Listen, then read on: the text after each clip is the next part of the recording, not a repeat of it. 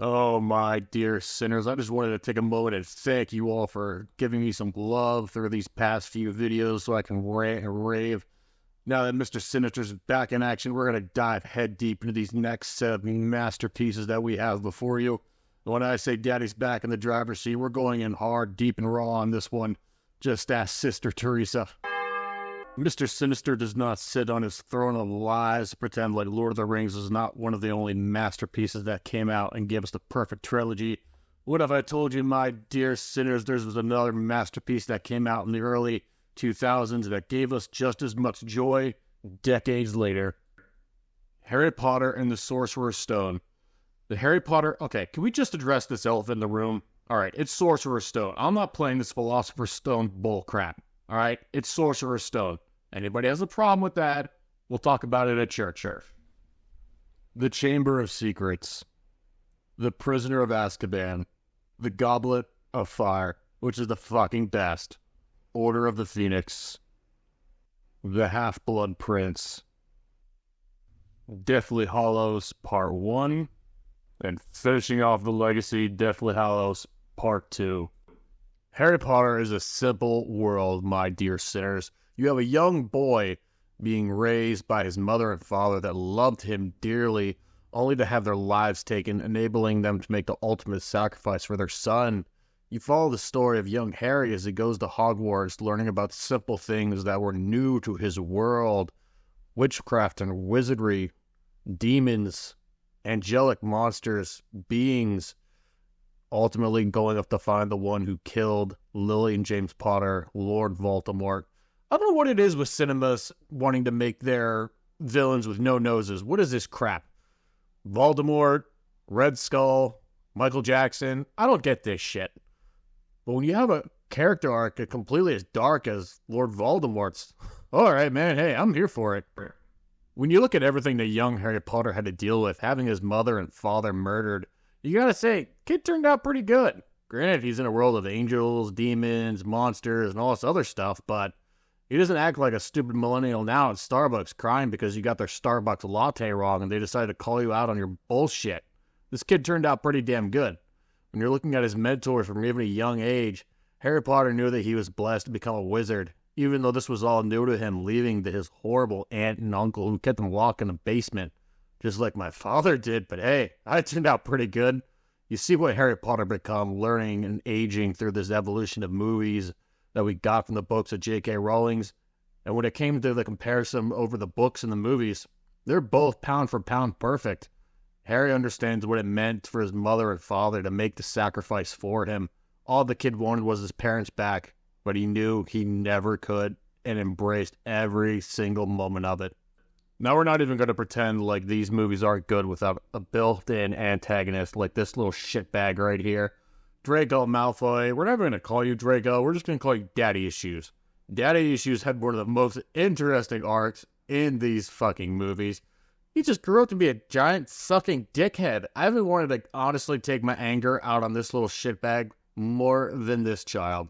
I don't want to hear anybody coming at me in the comment sections either. You knew when you saw Angelica fucking Pickles on TV, you knew this bitch needed to be kicked down a flight of stairs.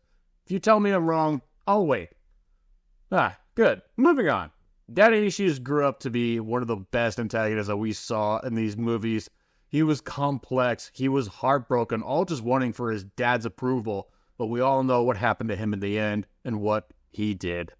We can't even ignore the rest of the fact of these characters. There were characters that were put in the Harry Potter series that just gave us so much love, empathy, understanding, and when Daddy Issues went up against the OG fucking wizard himself, everyone knew what was going to happen if you just read the goddamn books.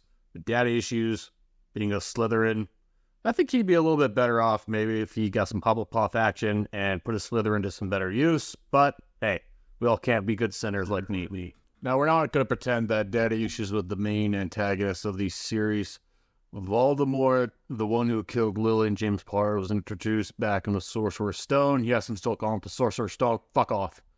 Was one of the best antagonists that we honestly don't get in movies anymore. He did not like the half-breeds. He did not like the Mugglefuckers. The fact that we didn't get Mugglefuckers in this movie once is just a travesty. I could have been okay if we would have had one not today muggle fucker moment in this series, but nope, didn't happen. Because you know that's what Voldemort was thinking all this time. Even daddy issues as well. Not today, muggle fucker. Now that would have been an arc. That's some good shit. The views, the visuals, everything when it came down to the final battle and Deathly Hallows Part 2, you knew you were expecting a giant climactic scene with Harry Potter and Mugglefucker Master Voldemort here. You knew when everything was going to come to a head, when it was going to go. Was it going to be Harry that was going to make the ultimate sacrifice and get vengeance for the death of his mother and father? But Mr. Mugglefucker ended up biting the big one in the end. And this is one of the more satisfying moments that we could have gotten in this series of movies, right here.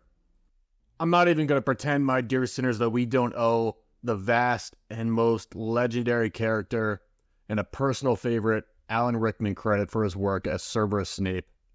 Snape was phenomenal. A character arc that left us heartbroken with this right here.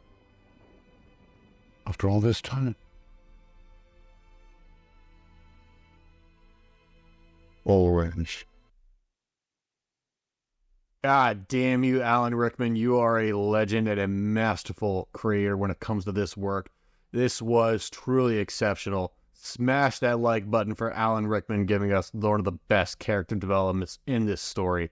If you knew anything from the books, you were not sure where this character was going to go. You understood his pain and suffering watching Harry grow up like a pig for slaughter.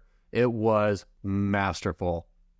I can't thank you all enough again for watching these videos, but when it came down to the Lord of the Rings and the Harry Potter trilogy, these were movies that were standouts growing up through my childhood and generations. They are not only movies that came around at the perfect time when we needed them fucking most, but they were done perfectly, correctly, showing us exactly what it takes to make great storytelling. And even 2 decades later, the Harry Potter trilogy, these 8 movies have done us a world of good. They are still successful. They weren't preachy or political. They weren't built on left and right, white and black. It was only about good and evil, about a young boy whose parents were murdered, growing up to become the vision of what he always thought they could be. These are what Hollywood has failed us in our times of need. Good storytelling and this work of J.K. Rowling's. You can have your own personal problems with this woman because, God forbid, she agrees with the left on 99% of the things she says. But when she says the one thing people don't like, that men are men and women are women, everyone loses their goddamn mind.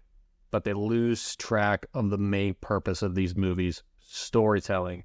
Storytelling, arc, development, and love. Longest running trilogy for all these 8 movies. My dear sinners, I want to thank you again. Until we meet again, let me know in the comment section below what you want to see next.